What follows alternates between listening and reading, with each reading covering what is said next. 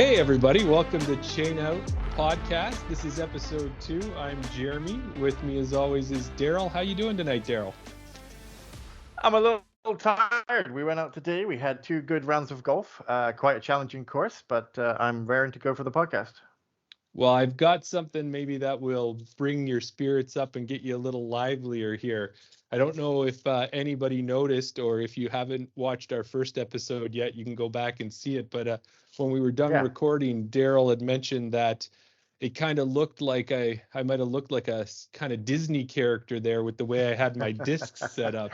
So in honor of that, I've come prepared with my R2-D2 ears that I picked up. That's almost perfect. Those discs, they look like they're just sitting on the shelf right now. Well, I'm not going to wear this the whole episode. I just thought you might get a kick out of that. Okay, we need to get a Patreon. I know we haven't got any subscribers or anything like that. We need to get a Patreon, and that'll have to be some sort of reward to do a whole episode with the Disney hat on. Exactly. I'm going to put on, it's still a blue hat, and the ears are still there, but I did slightly rearrange the discs, hopefully to not distract you as much. That's awesome. Yeah, you definitely got my attention now. I'm all ready and ready to go. Well, you were right. It was a tiring day for us in the fact that we went out to a course in the area that you'd never played before, and I'd only played it once in a doubles round. But it's a course up north of town called Wildman, and I think we should cover that one in a future episode and maybe kind of do a review on it. But the one thing I really noticed was there was a lot of elevation change in that course from one hole to the next. We were going up and down. Sometimes on the same hole, we were going up, down, up. Yeah, absolutely. I looked at the EDGA reviews, and it said that during a round of golf, you cover 20 floors of elevation change. And I mentioned to our buddy Mark, who we went around with, and he said, yeah, that's in a perfect round. That's not taking into consider that you might throw, OB, and you might walk down a hill, because there's plenty of OB that's, down in a valley or up on a hillside. If you walk up and down to get your disc, and that's going to add a few extra floors on that round for sure. And I think we both felt it. Oh, we did. And for all the people who listen to us who are in the Edmonton area, they can appreciate that going 20 flights of stairs in one day is not a common occurrence in this area of the province. Now, if you're down in Calgary and you're walking around, you might get a lot more flights than that. But even for buildings, unless we're in downtown Edmonton, you don't even have a building that's got 20 flights of stairs in it. Right, yeah. And we did it twice. Yeah, that's right. We played 2 rounds. But the one nice thing, which I was talking to my mom recently, who lives down in Mexico during the winter here, and she was telling me that it's an El Nino year. And an El Nino year is something that brings in warm weather to the north coming from the south. And I'd have to agree that that's happening right now, because we're sitting here middle of November. We don't have any snow on the ground. And today you were ready to take off layers because it was so warm once we got going. Yeah, I mean, I think we mentioned it last episode. We're loving the weather, and we're accepting of it, and may long it continue. But it's definitely a lot warmer later in the year this year than it has been in previous years. Yeah, definitely. And the other thing that we had going on today was pretty much a disc golf day for you and I, and the fact that we're recording this podcast. We had 2 rounds of golf in the morning, and then we also had the AGM, annual general meeting of the Edmonton Disc Golf Association, that we're both members of. Yeah, my first time attending the meeting. I don't know if you were lucky enough to attend last year. But yeah, it was a good meeting hosted by the president, Tim Plamondon, and the other board members there. Everybody was in attendance. A good turnout, I thought, for the annual meeting. A lot of reflection on the past year, a lot of looking forward to next year.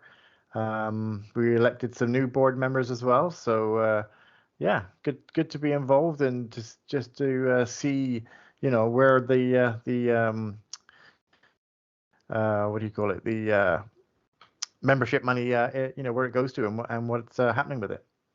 Yeah, I felt too, is, you know, it was kind of nice. You gotta, like, we did this as a virtual meeting, we should mention as well. It was kind of done through a Google Meet and we had 24 people on the call, and we have Hmm. 400 members in total. Now, Darryl, Over you and I don't 400. Yep. actually, yeah, you and I don't serve on the board. We're just members of the league Yeah. that wanted to participate in it. And by participating, we were able to actually vote for some of those new positions. And we knew a few of the people who were nominated or trying to get into a position.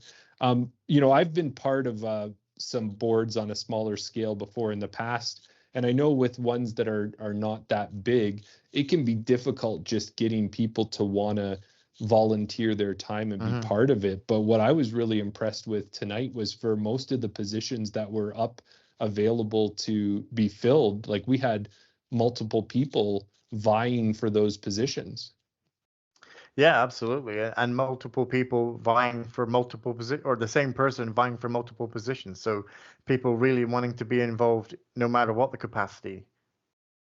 Yeah, that's right.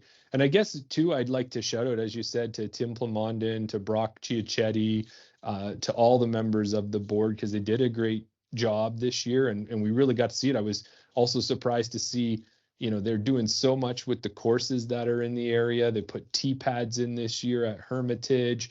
You know, focusing next year, it was kind of nice to see that what's on slate, you know, putting Yeah. signs in at Hermitage, trying to start working on tee pads and signage for Nor'Wester, working with the Alberta Hospital Group on their push to get tee pads and corrections and signs, and being an advisor. And then also, I was kind of surprised. I didn't know a lot about it, but I don't think we're breaking any news, but maybe we are, is that there's going to be another course in the Edmonton area starting next year.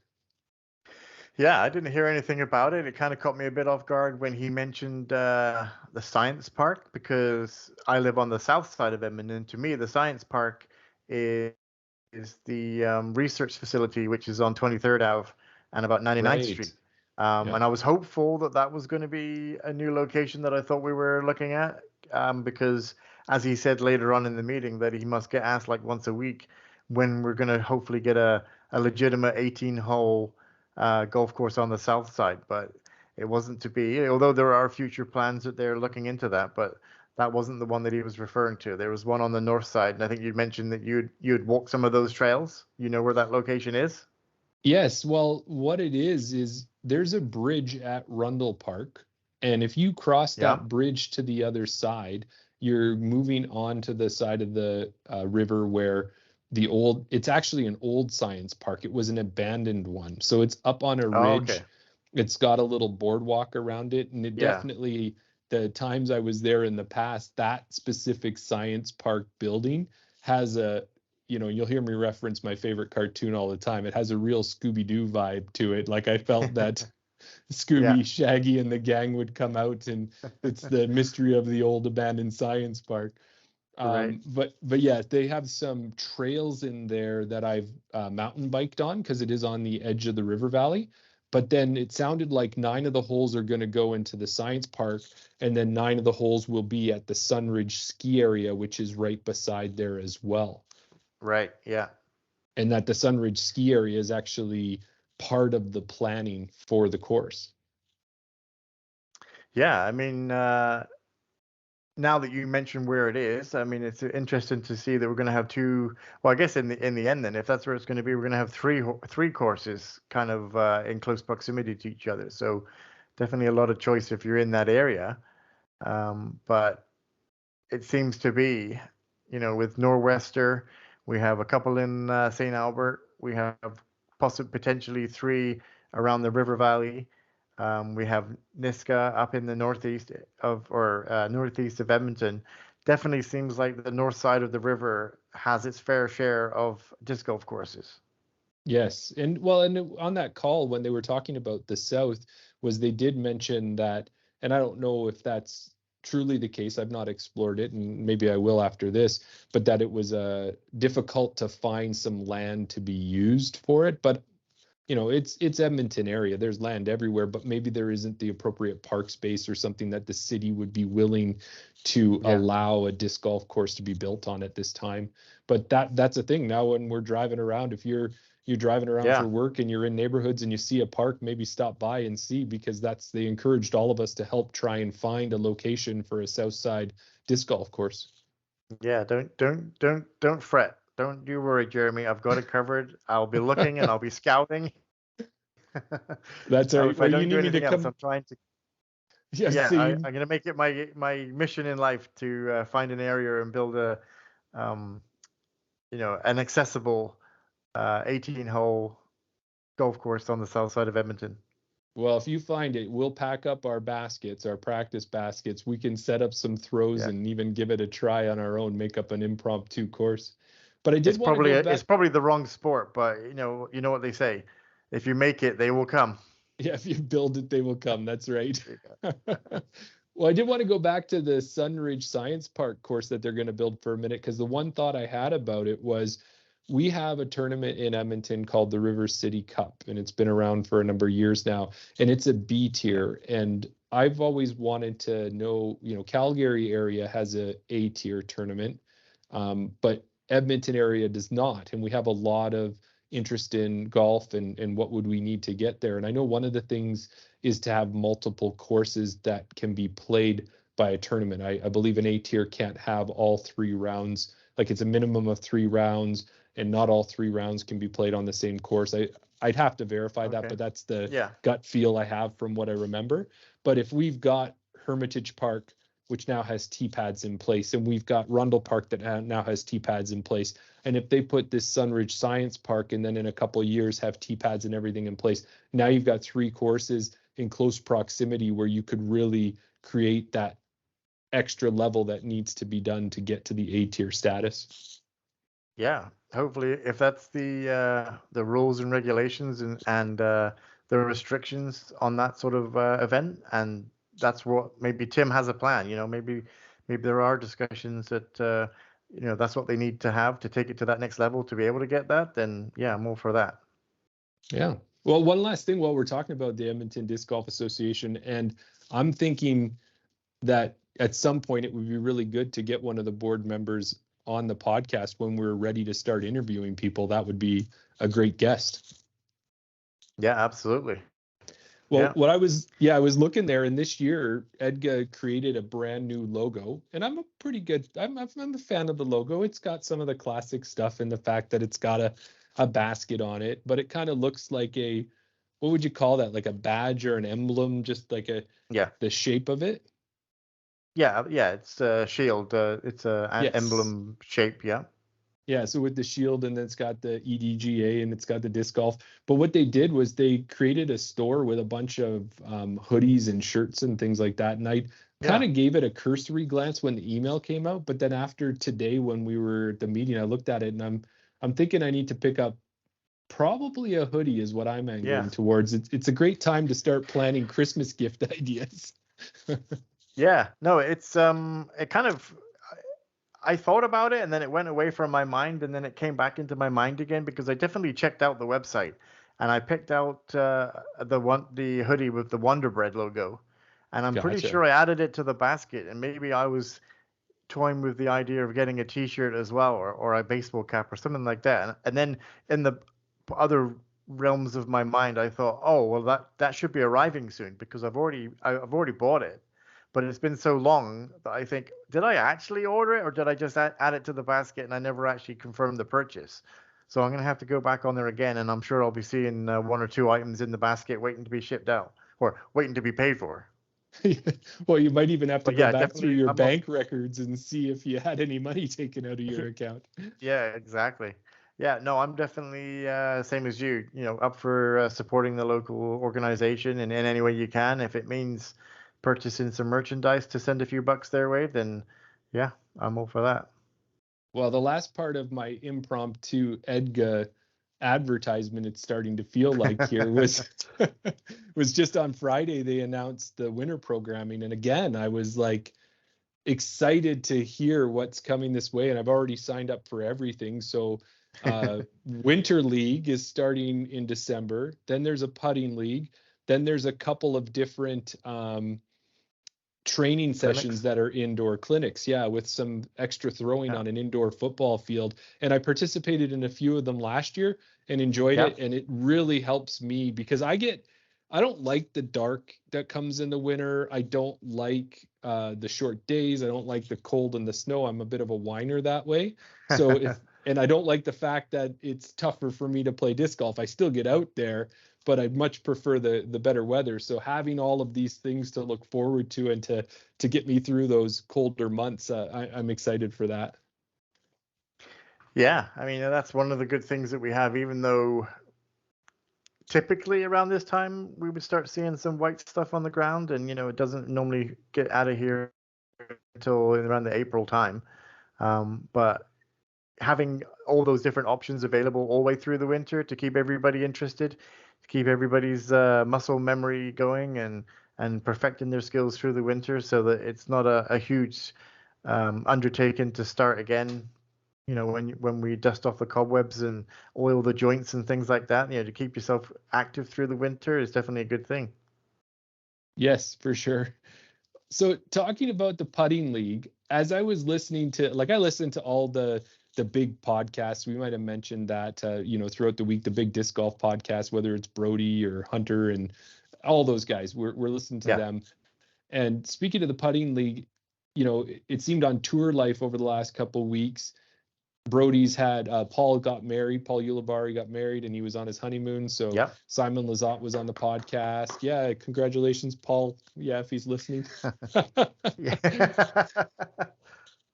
Yeah. So, with Simon guest hosting and then Calvin guest hosting, and then Simon was guest hosting on Nick and Matt's show. So we got to hear a lot from the pros. It's kind of nice in the off season that they're able to do that and share more of their opinions.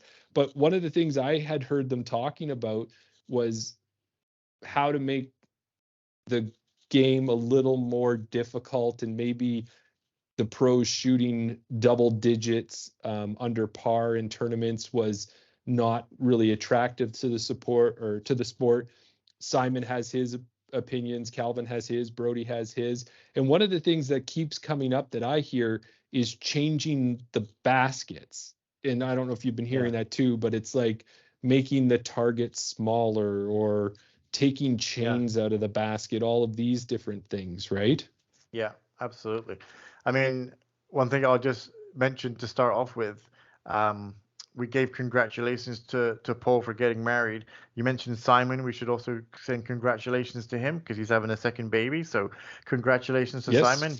You're more than welcome to come on the podcast and share your experiences and things like that if you're listening. Yes, for sure. But yeah, no, it's hard. It's like one of his arguments was like everybody always compares disc golf to ball golf, or if we just want to call it golf. Yeah, but they are different sports, so you can't just say because golf does this, disc golf needs to do that, or they don't need to align because they are different sports. The way that I see it, they're different sports, so you can't align the two. You can't use one as a blueprint for the other. Right. I don't know if it's the same with golf or soccer or, NFL, CFL, any other sport where recreational players have that much of a gap to the pro players.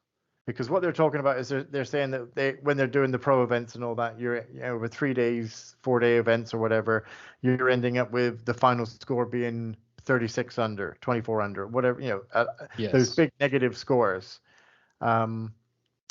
But if they make the courses harder, I mean, I don't know where they can make the courses harder in a way that it doesn't affect the other 51 weeks of the year that the average player is playing on them.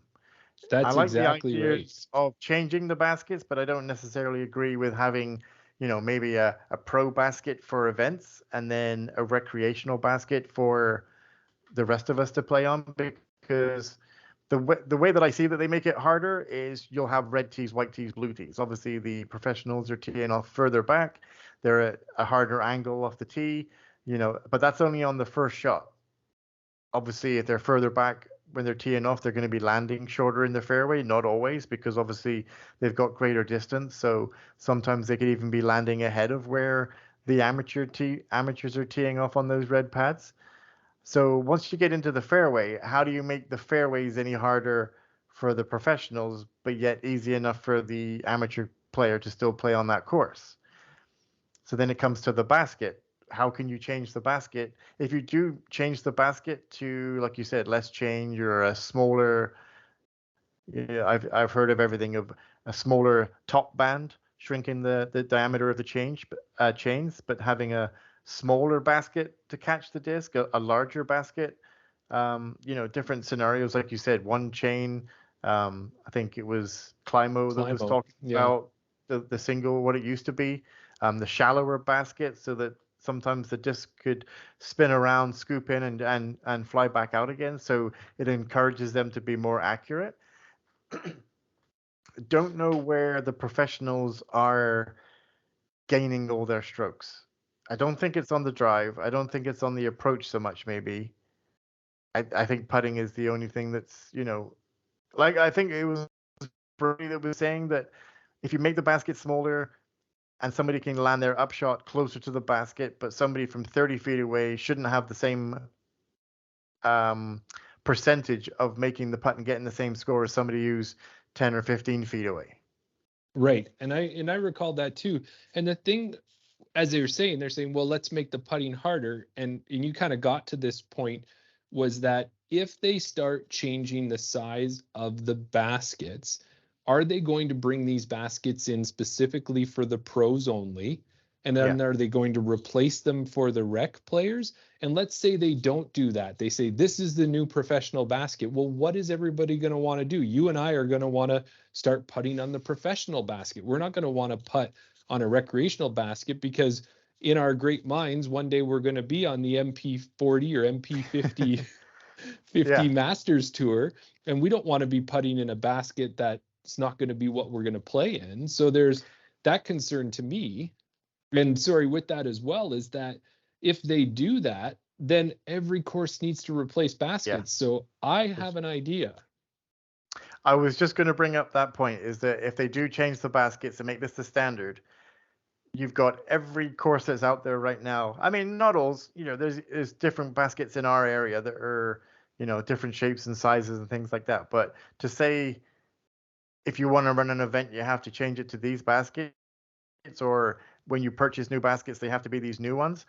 It raises a couple of points. One, who's going to pay for it all? Because all these, just like we were just talking about, and we seen some figures on our general meeting there of what they had in their balance cash flow and what they've got left and things like that, and how much it probably costs to set up a whole course.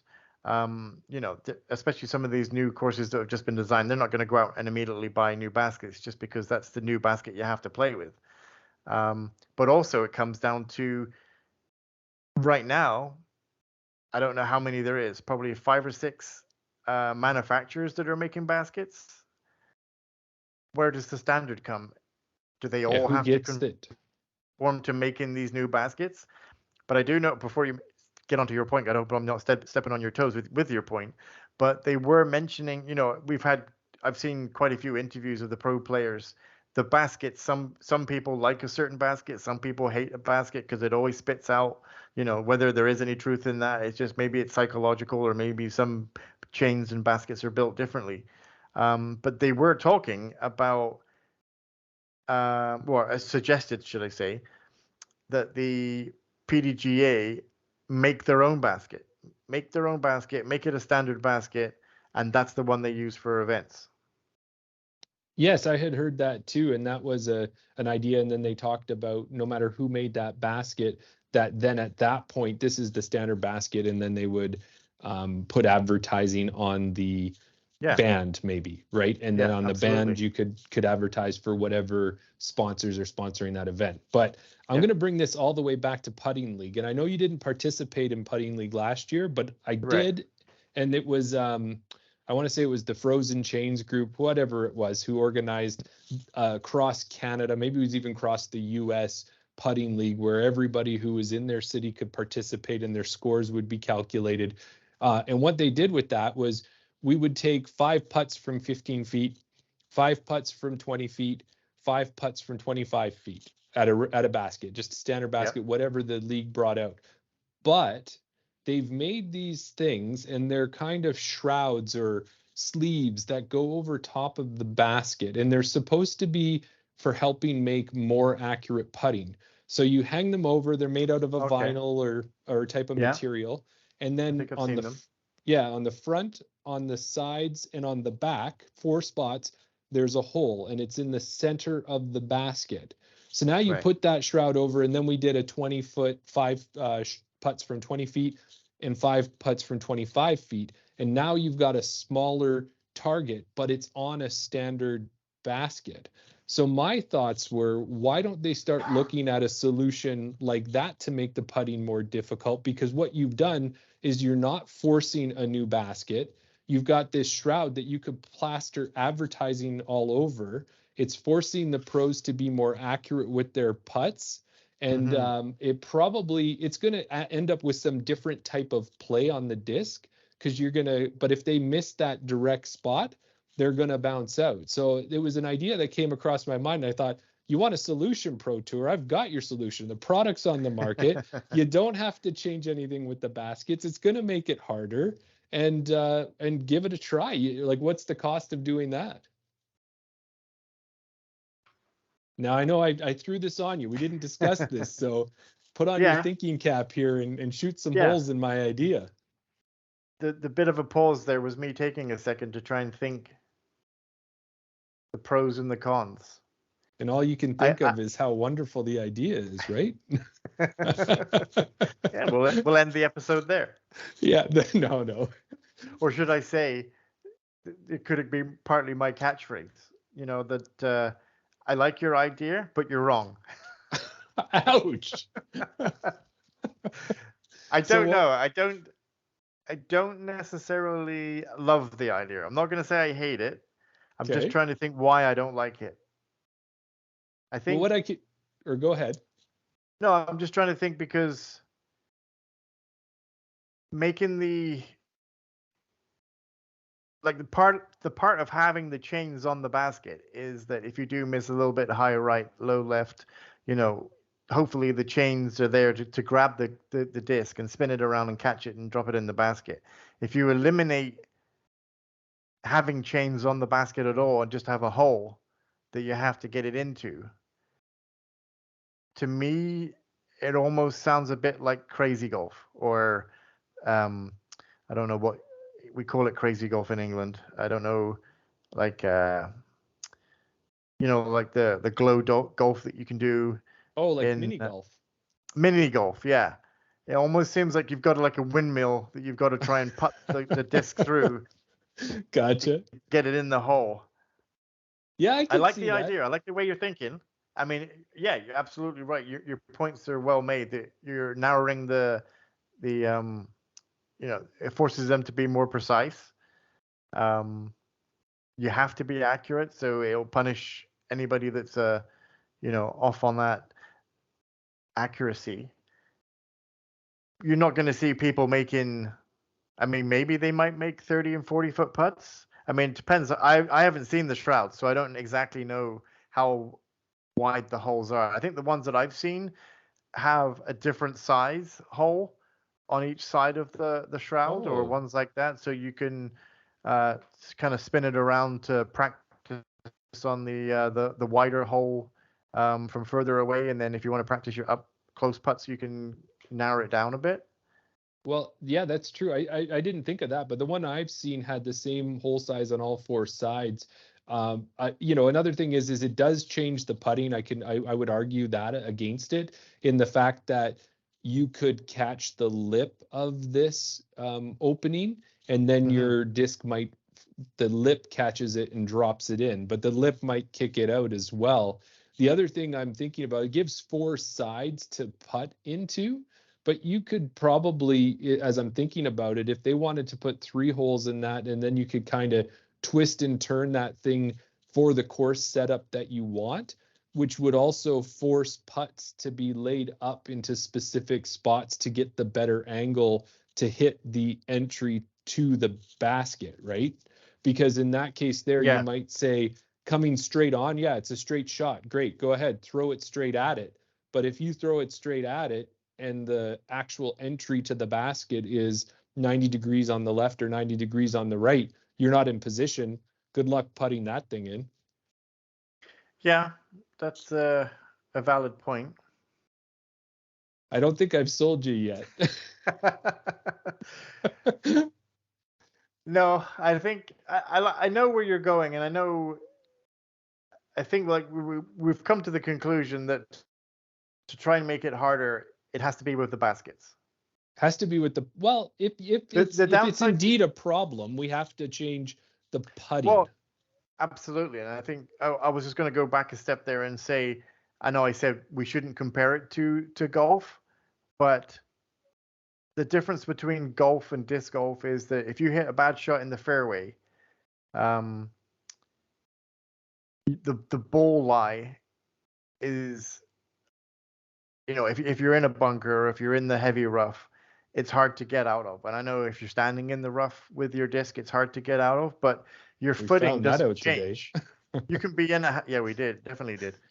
Like if you're in a hazard, if you're in a bunker, if you happen to play disc golf on a golf course, the bunkers, the sand bunkers, the sand traps tend to be hazards. You still play your shot, but the footing of being in a bunker doesn't change to the footing on a, maybe there's a little bit less grip, or you're standing in the sand then as opposed to on a fairway. But if you're playing in the woods, like we played today, you can have leaves, you can have twigs, you can have small rocks, or any stumps, anything under your feet, but your putting motion doesn't change from your stance. Right. I know obviously if you're deep into woods, then your vision is blocked, but that's an above waist issue. That could be anywhere. Your footing, your stance is not affected as much as it is in regular golf.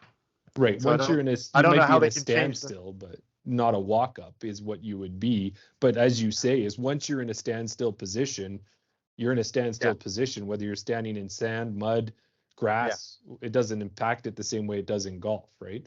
Right. And I know I said in the beginning that don't compare it to regular golf, but I don't see how, like I say, there's nothing they can really do off the tee to change apart from making it longer. There's nothing about your landing area in the fairway that they could change to make it any harder to do your upshot apart from putting more obstacles. But then we get into the forced OB lines and things like that. And I don't think that's the way to go. But the putting in the basket is something that they can change. So maybe you are right. Maybe if anyone's listening and they want to agree with you, they'll be wrong as well. Well, that's right. Well, the one thing a person I know said is that, well, we have a lot of we got a lot of ideas, not a lot of good ones, but we have a lot of ideas. So that might be the theme of the podcast as well. The other thing I would finish that with is I wanted to talk about that. I've been thinking about it. It's been on my mind. I couldn't wait to kind of share that with you. But at the same time, after playing today, and I'm going, do I really need to make putting harder for myself? I think it's hard enough as it is. Yeah, exactly. And I guess that all cycles back around to the first couple of points is, one, if they're going to make it hard, they only have to make it harder for the professionals and pro tier events. And you know what? I just brought up another point. Because we've played events where it's a shotgun start, we all start on different holes, and we've played in the same event and the same round as MPO players. Oh, smaller C tiers, that's going to happen all the time. So if you're going to change the basket for the professionals, where does that stop? It has to come all the way down.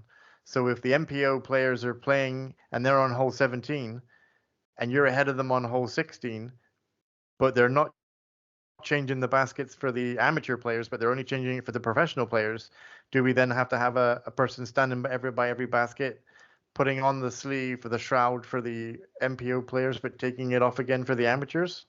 Well, that is where Jeremy's solution comes through again, because usually your pro players are all playing in a row, one right after another. So when that last group hits that hole, you're right.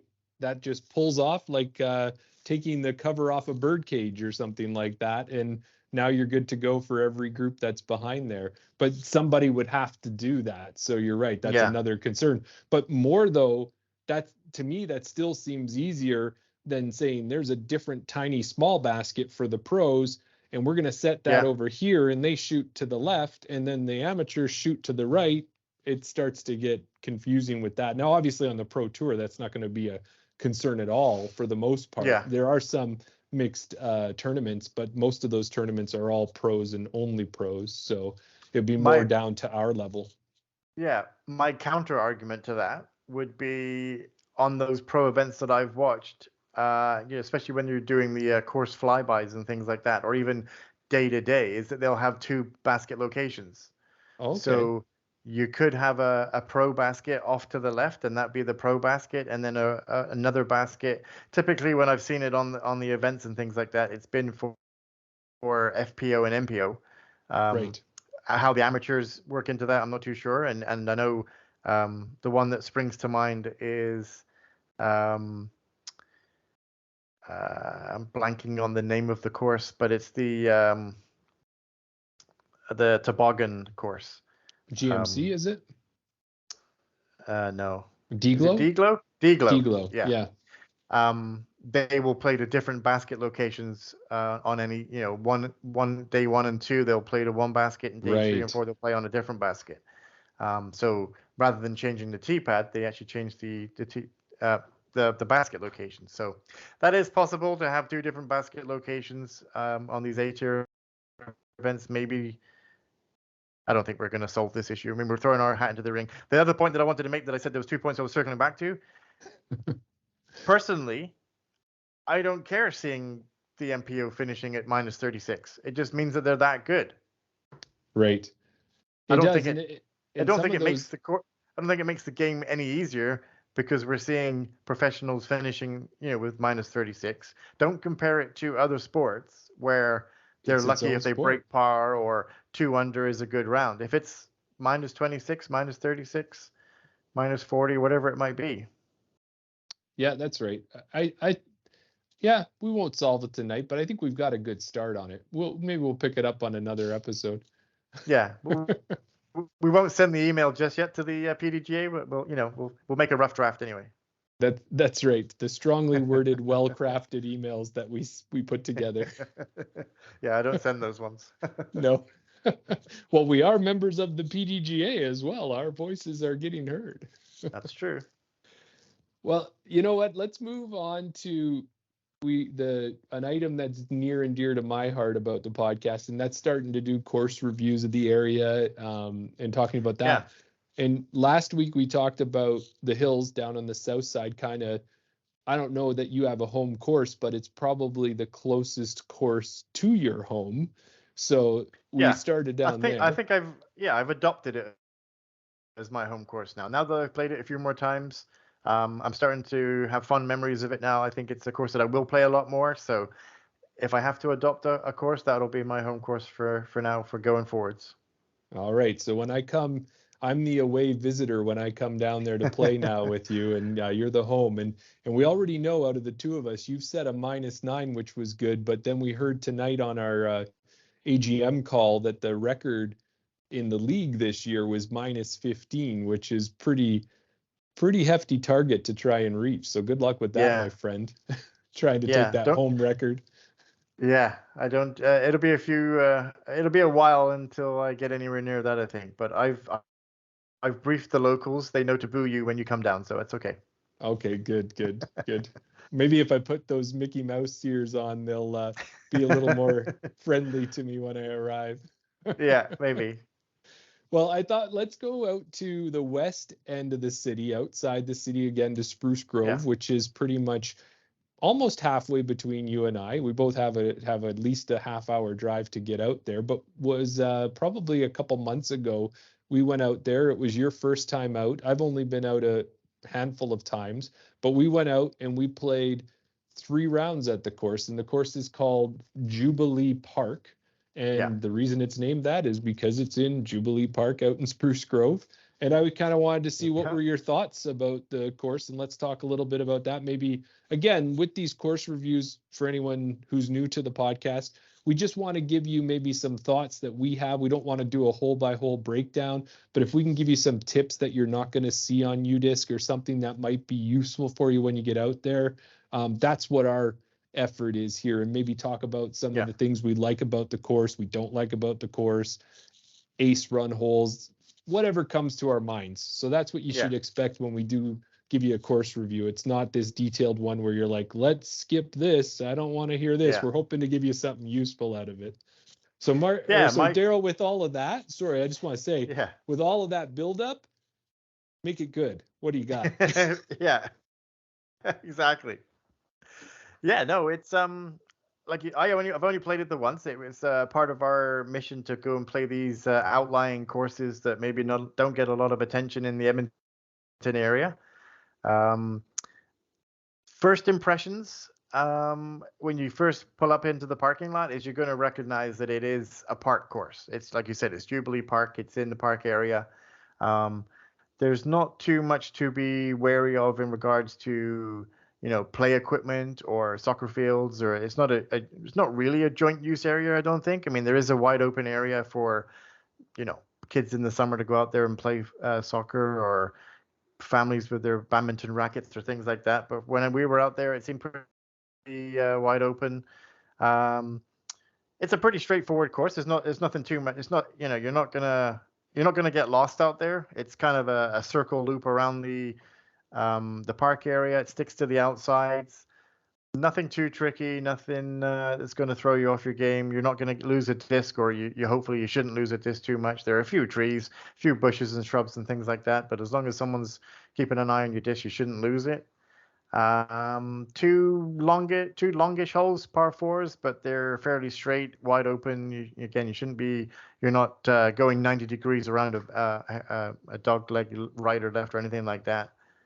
Having said that, there are 2 or 3 holes that asks you to ask questions of how you're going to attempt the hole. I think it's hole 3 on the front way out around the course, and then on the back side 6 and 7, kind of a forehand flex shot or a hyzer shot around, or a big Annie backhand. The baskets are out of sight when you tee off, but as long as you make it around the first set of trees or the bushes that are in the way there, you're going to see where your disc lands. You're going to see the basket. Not a challenging course or anything like that by any means. But if you are new to disc golf, if you're in the area, it's a great little, same as the hills in the south side. If you're starting, it's a 9-hole course. Definitely take your beginner set of discs and get out there and throw. And once you're getting good at that course, then maybe it's beneficial to progress to a longer course or a bit of more of a harder course. Yeah, I'd agree with the points that you're making there. One of the things that I thought about it is, now that UDisc is always kind of graduating with how their app works, they've started to rate layouts on courses, and the hills would be a green circle or considered an easy course. But then they have rated Jubilee Park, probably because some of the holes are a bit longer. You've got some 300-foot holes and you got some 400-foot par fours. They've rated it a mid-length course, and they've given it that blue square status. So I think it's a bit harder that way because of the length. But what I like about it is, I like to go out when I can and do some field work and try to really rip some discs and get some distance, work on my form. Now, I feel that Jubilee would actually allow you to do that same kind of thing, but on a course. A lot of other courses, if you went out and tried to just rip a disc, you could be deep in the woods. You'd have trouble finding it. You might be in a water hazard, something like that. But if you go out to Jubilee and you've got this brand new disc and you want to give it a rip at the hole, you can, and you might be far to the left or far to the right, but you're still have the ability to make an upshot, because there are trees on this course, but they are not a lot of times in play, or they're running alongside a fairway. But it's just one strip of trees, and then on the other side it's open field again. So you're not, as you said, you're not going to lose a disc. There's not a lot of things that are going to hit your disc when you throw it out there. You've got a lot of space to work with. Yeah, absolutely. I'm a bit shocked that it is a blue intermediate, because if you're saying that the hills is a green, and I can understand that because it is quite a short 9-hole. There's no par fours or anything like that. If it's to do with the length, it's giving it that blue status, because I don't think necessarily the course is difficult. It's not. There's no hills. It's a flat course. There's no elevation change or anything like that. The shot shapes, the couple of those backhand shots or whatever, I think you got the same type of shots at the hills, maybe not the distance. So if it's the distance, the fact that it's got 2 par fours, like I don't know who's rating it, how it gets that blue rating. But if that's, as you were mentioning, using the skiing analogy, going from a green to a blue to maybe the black diamond or a double black diamond, I don't see in the Edmonton area, if we step it up and go, the three big ones that we could play, the 18 holes, Niska, Hermitage, and Rundle, they wouldn't be, I don't know where the jump from that course as a blue intermediate to Rundle or Hermitage or Niska as a black diamond. Like, I don't see what's in between that one and that one. I think that's a big jump. I would, for me, myself, I think I would still class that as a green intermediate. A green beginner course. Yeah, and I guess when I see this, when I'm looking right now on UDisc beside me here, the blue square right beside it says mid-length, and then I do see a black diamond, and then it says very long. So it must totally just be length of the course. So in that case there, it's probably really straightforward, and they've got parameters that if it's up to 3,000 feet, it's this, or if it's up to, I don't know what the numbers are, but that's probably how they're doing it. That makes most sense. The other thing, I guess, too, about Jubilee that I could throw out there, it's got concrete tee pads. That's nice. It's got some good signage that I like. The baskets are good. So all of those things, the basic and amenities that you'd want in a course, that's all there. That's good. The one thing I think you and I noticed about the signs, and this isn't going to cause anybody any trouble, but I don't know if there was a thought process that they were going to plant trees or build fountains or something like that. But when you look on the actual sign versus what you're throwing, it's totally different. In one sign, I think it's hole 1, there's some trees, and it makes it look like you have to throw an Annie shot or a forehand to the right. But when you get up there, it's a straight shot. And the only other thing about that is when they set the tee pad as well, they kind of set it on a slight bit of an angle. So you would never line up straight on the tee pad and throw where the tee pad points, because you wouldn't be getting to the basket if you did that. Absolutely. But that was, but when we went out, I didn't know how many rounds we would play. We ended up playing 3 rounds. So it was good enough that it kept our attention. And I think we right away were sitting around even or just below par at our skill level.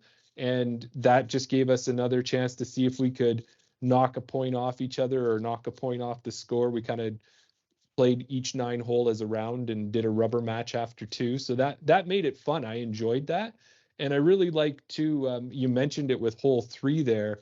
That one's kind of nice because it's got that, you can see the basket kind of, it's just around a tree that's out right where your landing spot would be. If you threw a traditional backhand with a hyzer, you'd be in trouble or you'd be nowhere near the basket. So it forces you to throw a flat shot with a bit of a turn to it, or maybe throw a forehand. So I really like that aspect of it. And so it has some winning qualities, but I think for me, and maybe you had thought this as well, was with the distance it is from our houses, it's a good course, but we're not going to go out of our way to go there. If we were in Spruce Grove and looking, we had some time to kill, then that would be a great reason to go out there for me. But and I think that comes, that's the bottom line, is that it's a great course. Like you said, the thing that surprised me, and I didn't mention it, was it has concrete tee pads. The baskets are good. The signage is good. Everything about it is a good disc golf course, but it's not hard enough or challenging enough for your intermediate player. I think it's good for your average player or your beginner player. Having said that, yeah, if you're, and this is where I think it lets it down. And when we mentioned this when we played it, when we kind of were thinking our thoughts. If you're Central Edmonton, you're not going to make a journey out to Jubilee just to play that course. You're going to play Hermitage or Rundle. You're going to make a trip to Hills or Niska. Even if you're heading that way, Norwester is on the way. If you take a little bit of a detour, St. Albert has a couple of courses there. There are other options, and I think maybe they're more challenging options, or even if they're at the same level, you're not going to make that journey out to Spruce Grove to play it. If you're in the north of Edmonton, if you're in the south of Edmonton, all those other options are going to be your first choice. If you're west end of Edmonton, even the closest edge of the Edmonton towards Spruce Grove, for the people who don't know, Spruce Grove is the west of Edmonton. There are still options that you would probably travel to first before going out to Spruce Grove. We went out there because it was, one of our goals is to go and play all the readily available courses in our area, and as well as not just supporting local disc golf, going to these courses, writing your reviews, filling out the survey at the end of your round and things like that on UDisc. So supporting the area, getting out there, making sure that it's used and it hasn't just been put in for no reason. Definitely encourage people to go out there and play one or two rounds just to say they have and just to check it out for themselves. But if you've played it once, I don't see too many revisits to that course. Yeah, I'd agree with that. And before we get to the part at the end here where we rank the course in our ratings, I wanted to throw out a couple things that that came across my mind. Is every summer a local MPO player who helps with clinics and does some stuff with the league, his name's Gabe Piska. He's a really good guy. He puts on a tournament at Jubilee, and it's not a UDisc sanction, or it's not a sanctioned PDGA tournament. It's a fundraiser tournament, and it raises money for youth, and it's a one-day thing. But what they do for that tournament is there's some space towards the back of the park that's not used as much, or is just as open, and there is a second 9 holes that some people have created. And I believe they just put out some practice baskets. Everybody brings them in for that tournament. And it's set up as a temporary extra 9. And some of the things I've been told is it's a really good extra 9, but the city's not willing to give up that much more of the park at this time for disc golf. So as a result, they only have that front 9. Now, so that being said, there's probably, this course has that ability to get better by turning it into an 18. And if that extra 9 is as good as I've heard, that's one thing. And then the other thing I wanted to say was Spruce Grove, first city that happens that you hit when you leave Edmonton, moving to the west. After that, you hit Stony Plain, which is another 7 minutes, I think, west of Spruce Grove. They're both growing so much that they're closing the gap quite a bit. They're working, and they have been working this summer on a course in Stony Plain. I don't have a lot of details. We could bring that to another episode. But if they open that course in Stony Plain and it's good, Jubilee gets an extra 9 holes. Now, all of a sudden, we're talking about, we're going on a West End trip. We're going to play both courses, and there's some potential. But as it stands right now, they've done what they can with those 9 holes. They are what they are. Yeah, absolutely. It's like most park areas where they're going to build a course. They've utilized it the best they can to get the maximum benefit out of the area that they've got. So, yeah. All right. Well, let's go down to it now. Last week, we ranked the hills in our top 5 courses so far that we've reviewed. No surprises. It straight in at number one. Yes.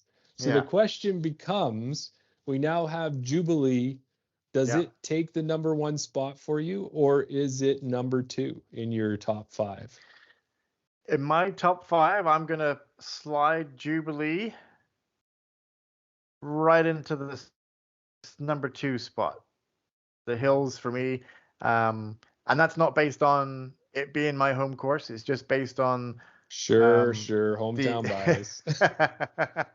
It's just based on um, ease of access. Um, See, now you got me thinking.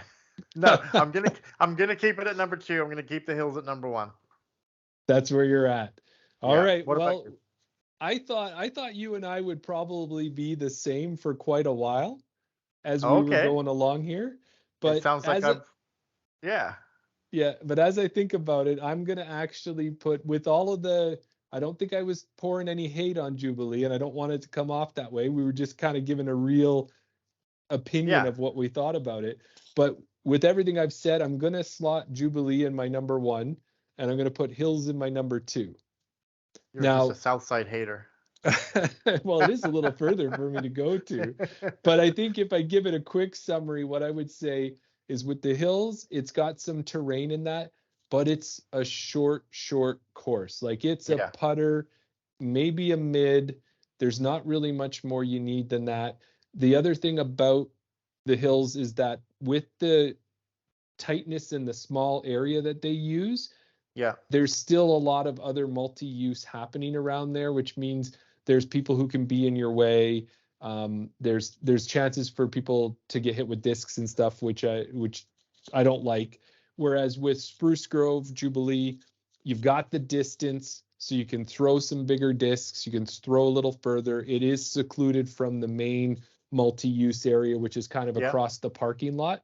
So, and with the potential that they could develop more, whereas the hills can't. The hills is 9 holes with 2 tee pads, but Yeah. that's what it is. There is no other space because it's surrounded by houses. Jubilee's got the ability to expand, so I'm giving it that upper rating on the hope and the thought that eventually the city will agree and expand that course. So maybe this will help push them there.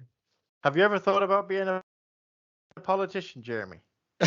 You're trying to campaign on something that may never ever happen in the future, but you're making these promises and you're not going to cash in on them. That's what I'm hearing. Yes, and and like a politician, nobody's listening to me either. So. No, you make good points, and I think I do agree with you that the distance is there and it allows for longer shots and more full power shots with different discs. Like you said, the hills is just putter. There's 1 or 2 holes where you might step it up to a mid range at most. Um, but for me, it's just more fun. I have more fun playing at the hills than I would playing at Spruce Grove, regardless of distance. I think it's just a more fun course to play than than Jubilee. But like I always say, you're welcome to your opinion, even though it's wrong. Well, rather than you just continue to tell me I'm wrong, how about the listeners get in on this and Yeah, go into the comments, let us know, is Darryl right, is Jeremy right? What are your thoughts? Did we miss anything about this course or even about the hills from last week? And yeah, yeah, tell us what you think, because we're going to keep on doing this and hopefully we can agree on at least 1 or 2 of the courses. yeah. I think we will. Going forward, I think we're gonna get. I think maybe it'll shake down a little bit. Maybe 1 or 2 courses might be flip flopped 1 or 2 ways, but I think. I mean, that's why we like disc golf, and everyone has their own opinion. Not everybody's right. Not everybody's wrong. Except for me. Oh, except for you. You're always wrong. Well, that's about all I've got, I think, for tonight. How about you? Is there anything else you want to touch on? No, I think we covered everything. We did. We covered things that have happened. That are in the in our minds right now. The every year the annual general meeting. We covered everything happening with the Edmonton Disc Golf Association, and like you said, maybe once we get a few more episodes out, maybe once we start getting a bit of traction, the door is always open to anybody from the Disc Golf Association's board. Anybody, and even what? Not even anybody has to be on the board. Anybody that wants to, once we get a little bit more well known, or we get our foot firmly planted in our groove of what we're trying to aim for here. I'm sure we'll have some more guests on in the future, and I can try and prove them wrong as well. Well, there you go. I like that idea. Well, this week here, let's get out again and try and enjoy this weather. I want to keep that UDisc streak alive. I think I'm up to 33 weeks now, so feeling good about that. But until that time, may everybody's putts go right in the basket. And I'm going to say, chain out!